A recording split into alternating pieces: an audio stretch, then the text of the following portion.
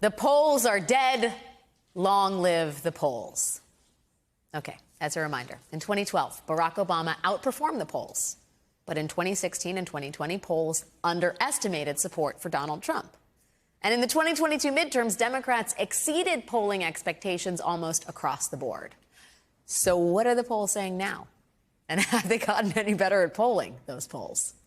According to a recent battleground state average from the New York Times, Kamala Harris holds a slim lead in Wisconsin, Michigan, North Carolina, and Pennsylvania, ranging from just 1 to just 3 points, all of which is well within the margin of error. And Kamala Harris is tied with Donald Trump in Nevada, Georgia, and Arizona. Joining me now is Ruth Gelnick, polling editor for the New York Times, whose primary responsibility is working on one of the largest and most important polls in the country, the New York Times Siena College poll. Ruth, I was saying to you during the break, you must be like the most popular, least popular person in your circle of friends. Depends on the findings. Yeah, I'm sure. First of all, like, prepare us all here. The scuttlebutt in polling circles is that this election is going to be maybe even tighter than 2020. Now, let me remind everybody at home, Donald Trump won in 2016 thanks to 77,744 votes in 3 states. In 2020, Biden won thanks to 81,000 approximately votes across 4 states. Are we looking at tighter numbers for this? Much tighter. Much tighter? Yeah, it's going to be a tight race. Wow, tighter than 81,000 votes in 4 states. Yeah.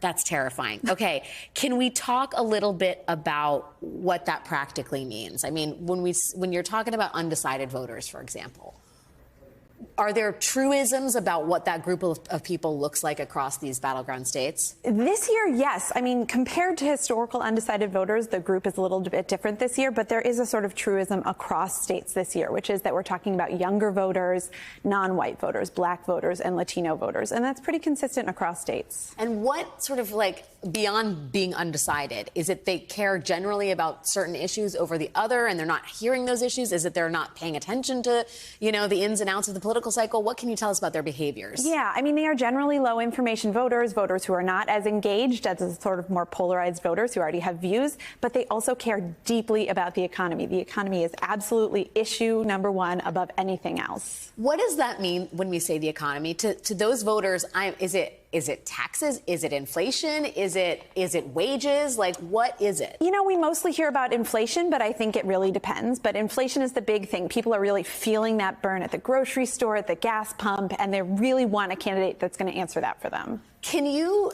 talk to me a little bit about the margins that we're talking about in these particular states? Like, it will be either alarming or interesting to people that at this day, September 12th, in the year 2020, Joe Biden was running ahead of Donald Trump in Pennsylvania by 5 points, okay? Today, this day in the year 2024, the present, Kamala Harris is ahead by 1 point. What does that mean? Like, how many votes is that we're talking about? If it was already so close at a 5-point spread, a 1-point spread is like a handful. Like, quite slim. Yeah, it's going to be a handful of counties that matter and a handful of votes in those counties. So it's really going to be slim. And the pool of undecided voters is a lot smaller this year than it's been in the past. Does that mean that you reach them? I mean, because these voters are people that are not necessarily paying attention. I know this is a huge, broad question, but is the way to reach them, anecdotally, I'm not going to ask, are they paying attention? Does word of mouth matter with an undecided? Yeah, I mean, it's hard to know, right? But because they're younger, we're seeing more on social media. I imagine the campaigns are trying to reach people through social media, but it is just friends and word of mouth. I mean, that's often how politics, gets done, is people talking to their friends and hearing who their friends are supporting.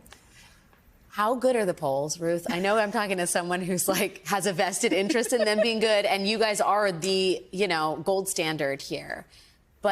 But have the predictions gotten better, or not the predictions, the snapshots in time? Thank you. Yes, I appreciate that. Not predictions. Have they gotten more accurate, do you think? I mean, it's hard to say. Every year we do everything we can, and we've done a lot of work to try to improve on, issues that we had in previous years. But there's a lot of reason to believe that the polls are pretty accurate. In 2022, I know in the intro you were talking about polls being off, but if you look at Times Siena polls, for example, we were nearly exactly accurate within 1 or 2 points of every race we polled. And so our hope is that we're doing a lot of extra effort to try to make sure that we're reaching these voters who are low information voters but do vote. On the other hand, I will say, polls are kind of a big, blunt instrument that aren't great at figuring out this very narrow margin. You know, I mean, polls are great at telling us that 60 to 70% of Americans support abortion. You know, polls are great at telling us these kind of broad brush issues, but on these really tight races in these states that are decided by, you know, a handful of votes, polls aren't necessarily perfect at that. They're the best thing we have, and we do our best with them, but that's a limitation that we struggle with. Yeah, and I would assume that accounts for how the fact that they haven't really moved, right? These big tentpole events, and you're just not seeing a big shift in the numbers because it literally is not a battle for inches but millimeters. Yes.